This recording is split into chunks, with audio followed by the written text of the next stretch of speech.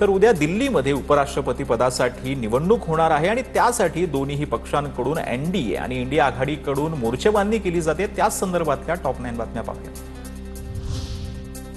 एनडीएकडून उद्याच्या मतदानासाठी man to man marking करण्यात आलेलं आहे। निवडणुकीसाठी प्रत्येक मत महत्त्वाचं आहे, त्यामुळे प्रत्येक खासदाराची गणना करूनच मतदान होणार आहे।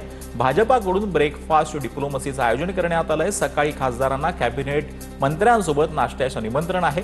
महाराष्ट्राच्या खासदारांची जबाबदारी केंद्रीय मंत्री भूपेंद्र यादव यांच्यावरती सोपवण्यात आली आहे।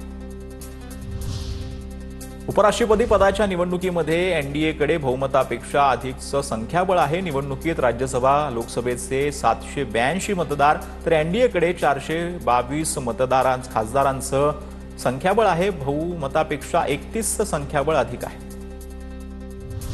इंडिया आघाडीकडे एकूण 312 खासदारांचं संख्याबळ जिंकण्यासाठी 391 मतं गरजेची। बहुमतासाठी इंडिया आघाडीला 79 खासदारांची गरज, व्हीप नसल्यानं क्रॉस वोटिंगची शक्यता। उपराष्ट्रपती निवडणुकीसाठी शिवसेना खासदार श्रीकांत शिंदे यांच्यावर महत्त्वाची जबाबदारी। उद्याच्या निवडणुकीसाठी एनडीएचे उपराष्ट्रपती पदाचे उमेदवार सीपी राधाकृष्णन यांचे उमेदवार प्रतिनिधी श्रीकांत शिंदे तर संसदीय कार्य मंत्री किरेन रिजिजू, मंत्री राममोहन नायडू यांच्यावरही जबाबदारी। नवीन निवडून येणाऱ्या उपराष्ट्रपतींनी सावध राहावं। भाजपनं मुहूर्त न काढता पितृपक्षात निवडणूक घेतली, संजय राऊतांची टीका। उपराष्ट्रपती पदाच्या निवडणुकीत 2 पक्ष सहभागी होणार नाहीत। बीजू जनता दल आणि तेलंगणातील बीआरएस पक्ष सहभागी होणार नाही। बीजू जनता दलाचे 7 खासदार, बीआरएसचे 4 खासदार।